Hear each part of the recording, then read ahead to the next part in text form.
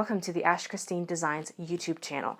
This is a standalone video talking about my newest pattern release, the Christmas 2020 Mystery Sock Knit-Along.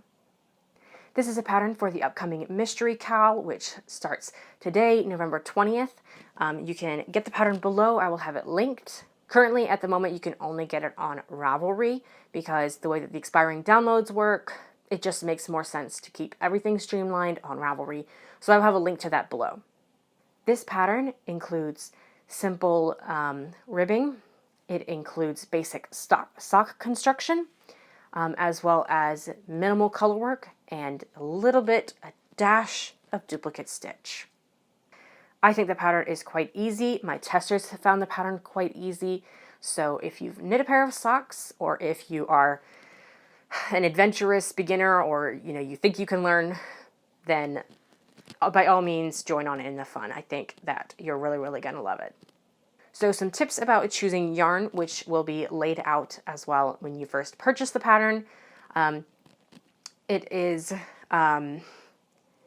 best to stick with a simple semi-solid or solid colorway for your main sock color. So the entire length of your sock should be all in the same color. I do have notes in there about how you can swap in a color for a contrasting heel or a contrasting toe, depending on your preference. But other than the main color for the sock, which again should be a semi-solid or a tonal or a solid color, you're going to need one skein of a neutral color. You really only need about 10 to 12 yards of a neutral color. And when I say neutral, I mean that it needs to be something that is neutral from your main color as well as your contrasting colors. So the neutral color could be anything like gray or taupe or brown or black. Basically any neutral that you think is going to blend well with your colors. It needs to have enough contrast from the main color as well as the contrasting colors without coming across like a contrast color itself, if that makes any sense. Again, a lot of this is going to be laid out when you pre-order the pattern today. And then again, I'll go into it as each clue is released and tell you, when you're supposed to be using these colors.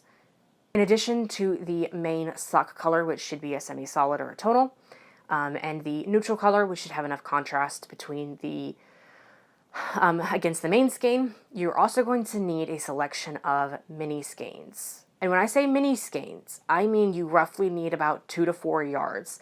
You're probably not going to need more than 5 to 6 yards of yarn, but I think I got away with roughly 2 to 4 yards of mine per mini skein, which I know is not technically qualified as a mini skein, and that's more of a scrap. And that's where the good news comes in.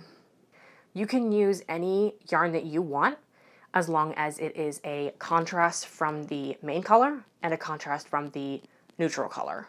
Most sizes need about 6 additional colors, and a couple of them need 8. But again, you only need around 2 to 4 yards per each color. Dig through your stash, dig through your scraps, find some stuff that'll work.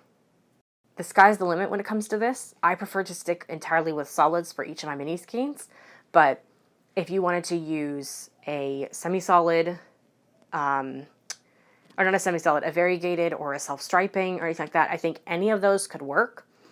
But remember, you are only going to be using 2 to 4 yards. So if you choose a self-striping, especially one with a long color change, it might not show up entirely in the small amount that you need that for. So keep that in mind when you're choosing colors. And you should choose colors that you feel are holiday themed. So for me personally, I went with traditional Christmas colors, and one of my testers went with her version of traditional Christmas colors, which is quite different from mine, but however you want to do it is totally fine. And you should know that if you choose a mini skein color and then later decide you don't like it, it is super easy to swap in a different color. I can't give anything away about it, but basically you have complete and total control over where each contrast color mini skein goes. So keep that in mind, that you are not stuck with whatever you choose. It's not like you have to, make a decision and stick with it all the way through. As the project develops, if you change your mind and you want to swap in a different contrast color, you are absolutely free to do that, because this pattern is versatile in the sense that you can basically plug and play. So I will leave a link to the Ravelry pattern pattern page below, where you can pre-order this pattern. Currently, since it is a pre-order, you will get a sheet that basically tells you all the information that I've laid out in this video, as well as needle sizes and gauge information and everything that you need in order to make this pattern for you. I hope that you will join in. If you are going to be posting on Instagram your yarn choices and kind of like hyping this up, I would love to see it. You can tag me at @AshChristine Designs. You can use the hashtag #AshChristine Designs, or you can use the hashtag ACDMCAL2020, which I will put on the screen right here, and I will also include in the description box below. I'm so excited if you choose to join us. I cannot wait. There are going to be some amazing prizes to be given away for the finished object thread as well as the chatter thread. I will have both of those linked in the description box below. They should be live on Ravelry now. And I'm so excited to be talking about this pattern now. I'm so excited to see everyone's yarn choices. I'm so excited to see what everybody casts on when the clue drops next week. The clue should be dropping November 30th, so keep an eye out for that. You should be getting a Ravelry message after you purchase the pattern on November 30th that says, hey, the pattern's been updated, and that will be the first clue. Another thing that I wanted to quickly cover was the pricing structure. So this pattern is going to be priced, the full price of this is going to be $6. The starting price is actually going to be $4. So if you purchase this pattern up until the first clue is dropped, it'll be $4 automatically. If you purchase it while the KAL is running, which is going to run from November 20th, the first clue drops the 30th, it's going to run from November 20th until January 10th. So if you purchase this pattern anytime during the KAL, the price will be $5. If you purchase it after the KAL has wrapped and all the clues are bundled together and now it's an individual pattern, the price will remain at the full price, which is $6. So if you want that early bird pricing, make sure that you purchase before the first clue has dropped, November 30th. I will make sure that I make that very clear in the description box below, that the $4 starting price is only until the first clue is dropped. So I'll make that very clear, and make sure that if you want that early bird pricing, that you snatch it up before November 30th.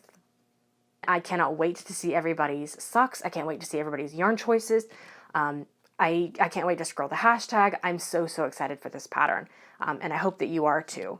Remember to tag me on Instagram or use the hashtags if you want to share what your yarn choices are like.